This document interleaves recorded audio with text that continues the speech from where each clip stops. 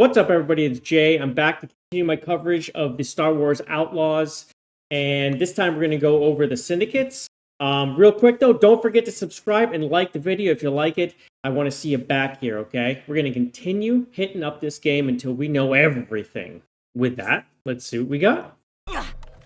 Star Wars Outlaws takes scoundrel Kay Vess on a planet-hopping adventure as she goes in search of one big heist that will get her out of the trouble she finds herself in. Set between The Empire Strikes Back and Return of the Jedi, the Imperial forces are at the peak of their powers and will naturally serve as an enemy faction. But more integral to the Outlaws experience are the crime syndicates that Kay will encounter and the scum and villainy that comes with them. Dotted throughout the galaxy, each has its own story to tell and, more importantly, can be used to Kay's benefit when you see fit, thanks to Outlaws' reputation system. Across all of them, there's fierce rivalries that Kay is going to have to navigate, and the player is going to have to engage with the reputation system in order to get what she wants. You're not friends, you're not employed, you're not... Oh my god, it looked like that lady was talking. Look at this. Oh my gosh. So I know this isn't covering it, but watch her move her mouth as whoever's narrating. System I thought it was her. Get what she wants. You're not friends, you're not employed, you're not pledging allegiance. You're someone surviving and trying to grow a name, it's this guy in this world, and think of them as a little bit of means to an end. What do they have to offer and what do I need and want right now? We've delved deeper into the gameplay impact of the reputation system and how you can manipulate the syndicates earlier in this month's Star Wars Outlaws IGN first. Okay, alright. So your reputation, okay, so you can go with the Hutts, you can double cross them. Or refuse to finish the job. Oh, that sounds like a double cross. I wonder what that's actually about. His reputation. Okay, so refusing to do the job for someone else would make the Hutts happy. Okay. But who are these syndicates? We talked to members of the development team at Massive Entertainment to learn about the visual design of each and their place in the world of Star Wars Outlaws. Let's jump. All right, let's see them. I want to know all the syndicates.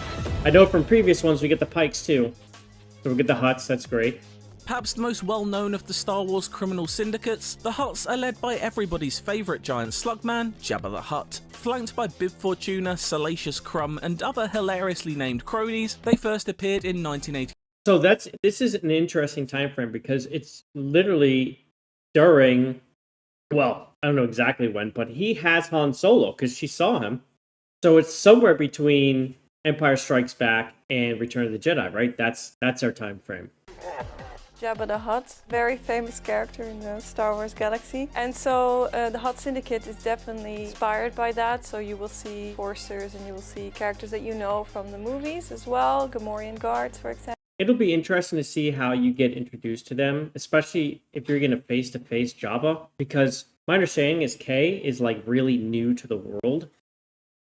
So it'll be interesting. How do you get up there so quick? Right? How are you talking to him? But their look is definitely Tatooine inspired. I think it's interesting to say that the Hutts have probably the most dirt and wear and tear on their clothing of all the syndicates. I'm going to get struck, aren't I, with all this stuff? Well, all the syndicates, you know, they have power that goes beyond the planet where they're from.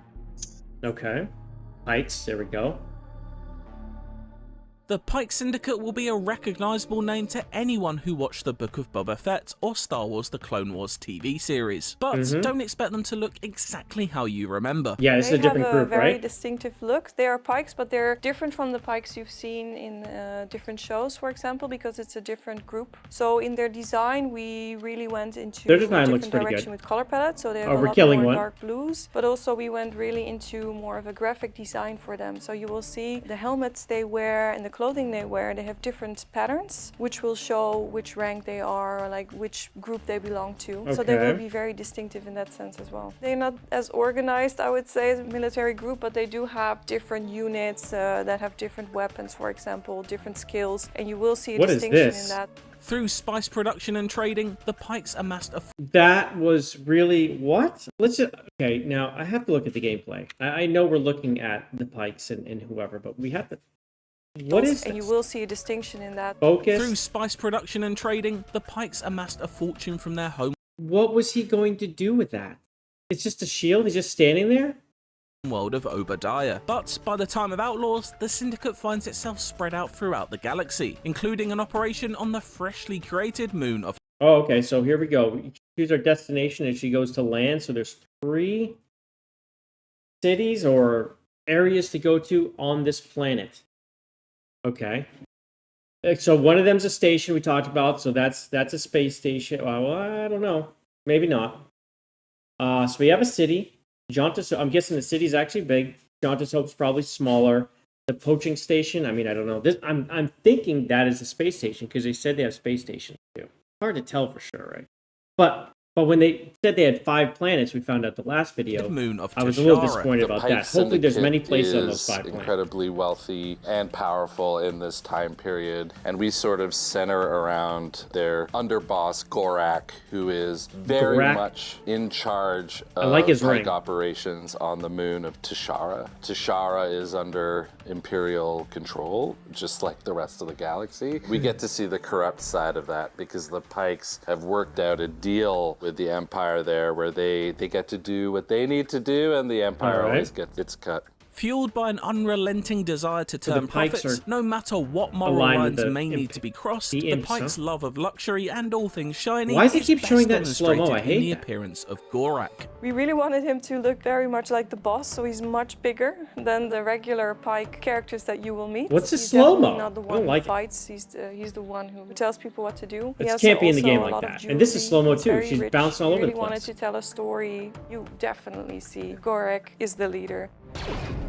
They probably have very little footage and they're stretching it out. Crimson Dawn. Ooh, that's interesting. Let's see. As more Star Wars stories are written, the more important Crimson Dawn's influence in the galaxy appears to grow. Led by Lady Qi'ra, Emilia Clarke's character from Solo: A Star Wars Story, Crimson Dawn is the syndicate responsible for auctioning off Han Solo's frozen carbonite wall decoration in the comic books, a prize won by Jabba and the Hutts, who outbid the Pike Syndicate. A mysterious organization operating in the shadows of power, many of Crimson Dawn's intentions remain shrouded when it comes to Outlaw story. This is a restricted area. You need to back away right now. Fine, I hear you.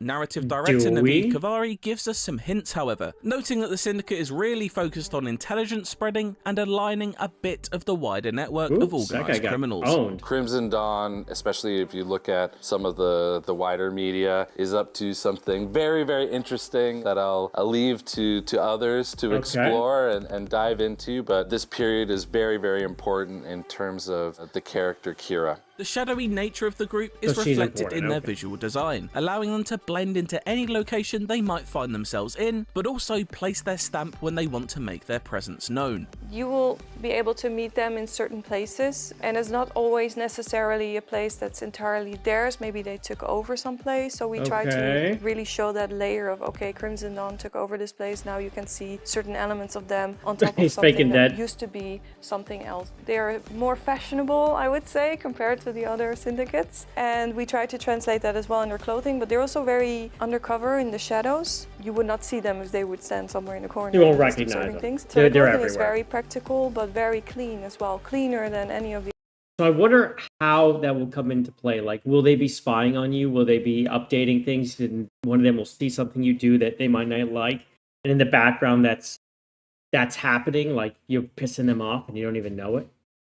Or is it just, are they just yapping their mouth right now? The other syndicates really just show that they have access to better materials, and it's maybe also part of their style. Okay. I don't know who these people are. The Ashiga clan is a new syndicate created by Massive in collaboration with Lucasfilm, and can be found on the freezing planet of Kijimi, one of 5 playable planets and moons in Star Wars Outlaws, and last... What the hell was that? Watch that thing fly in. Where'd that come from? Freezing planet of Kijimi, one of 5 playable planets and moons in Star Wars Outlaws, and last seen in The Rise of Skywalker. Although brand new when it comes to Star Wars canon, those more knowledgeable about the galaxy far, far away might be familiar with the alien species they hail from. They're completely new, but we did use an existing species called the Melito for the Ashiga clan, and there's many different aspects on them. First thing on the Melito is that they don't have vision, they don't have eyes, so they use different senses, and that was really interesting to design, like a whole syndicate that doesn't use eyesight. So the whole syndicate is a specific race of alien. Okay. So all of their designs have a lot of tactile elements. They're based on Kijimi. In the areas they control, you can see these lines on the floor. That's sort of their way of navigating, feeling around almost where to go. Their style really connected to Kijimi City. We wanted to show that they've been there for a long time, so the city itself influenced their look as well. And as Kijimi City is heavily inspired by samurai movies, and it has a lot of these Japanese influences. We've seen how that's gone lately for Ubisoft. More samurai. We use the same sources of inspiration for the Shiga clan as well, and you will see that in their silhouettes. They have a lot of references to samurai armor or kimono. Don't tell Japan. The insect-like nature of the Melito race not only provided some interesting visual challenges for the team, but also influenced how the Syndicate is structured cool. and I like its the goals head. include. Like, that's Whereas probably others like their such ranks, as the Pykes, Huts, and Crimson Dawn value money, power, and information as ways to grow their influence, the Ishiga clan is much more focused on itself and its small pocket of the galaxy. Our expansion has made us vulnerable, Mother. It will make the hive stronger. Ishiga clan are really their voices are because annoying. They follow this very strict hierarchical structure. They are made up of a Do they not have mouths either? species that every single member of the Ishiga clan is serving the wider group under the control of Queen Ishiga more than any other syndicate, where you might have some characters, some subordinates, you know, off to their own devices. So that's their face. So is the talking like a brain? Like, is it talking through like a translator? Like, is it all brainwave stuff? Because I don't see a mouth. In the Ishiga, they are serving the queen, and that's it. No and senses that at gave all, a really fascinating dynamic. They have a strict code of honor. They're very like a hive mind, and they have one very powerful queen who is in charge. So there's definitely references to that as well. So that's the queen. We're just meeting all the heads of state, huh? We just meet them all. Their locations, for example, which will remind a little bit more of an anthill. The Shiga clan is really trying to keep the control over Kijimi, which is a very important city, and trying to more really movie get stuff. Their revenue. I'm gonna get copyright They're struck, also man. a syndicate that you will maybe encounter less on different locations because they are so connected to the city. So it's really their power over the city is what gives them their meaning. Okay. We have decided. It just decided.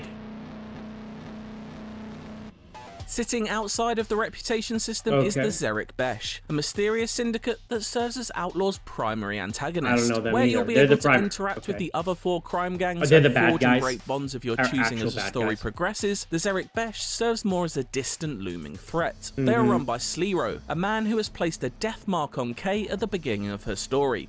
Just real quick, the name Sliro is stupid. That is a dumb name. Forcing her to go on the run. It's an incredibly wealthy organization. They have their own plans and are more of a new player to the galaxy.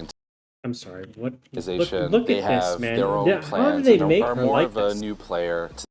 How do they? This is...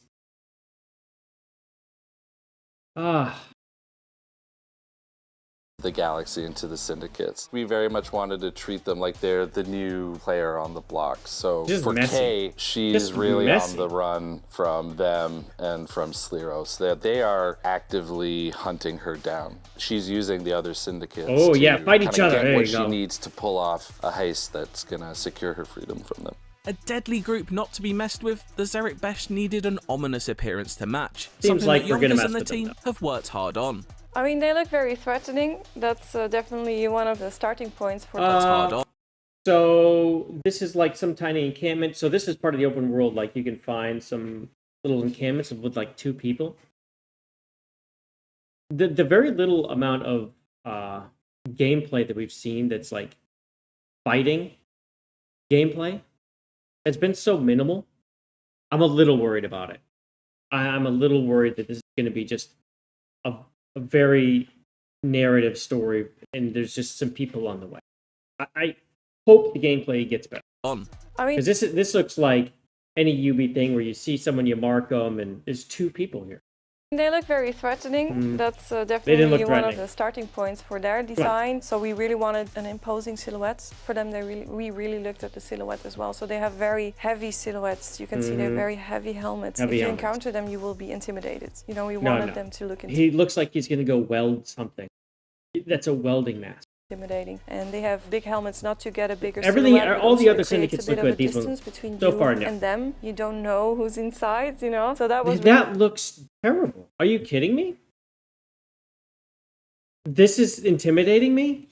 No, this design sucks. really for us important thing that they would feel like, yeah, you need to get out of their way. No, I don't. I feel like if Much I'm not a about piece of Sleemo metal, and his I'll be gang fine. remains a mystery for now, with Massive reluctant to Yeah, that give looks away great. many more details about your encounters with them. So the main bad guys suck? That sucks. We'll learn much more about them though, and why they're at the core of Kay's course we story will. when Star Wars Outlaws releases on August 30th. On August 30th. We'll have more Yeah, so we're going to information continue else. covering this here on this channel too. If you haven't already, please do me a huge favor and drop a follow, so you can keep on swinging in, because I'm going to continue going over this stuff as it releases. I'm going back to some of the older videos now. I'm going to continue to release that. A lot of people have not seen them, so I want to make sure that everyone sees the videos, because a lot of them aren't getting the views like the gameplay, which makes sense. But there's a lot more gameplay that's being shown that we haven't seen. Let me know what you think of the video here that we just recorded about the syndicates. I think the syndicate stuff looked pretty good, except for the bad guys who look not good. Everything else looks pretty good. So I'm interested in seeing how that comes out. Definitely drop a follow, and don't forget to like the video. See you next time. Love you, man. Peace. Cargo ship. Okay, I want everyone to take a look at that ship and be like, you can design any ship for a smuggler in Star Wars. Is this the ship you're making? This thing? Ship in the Star Wars universe. That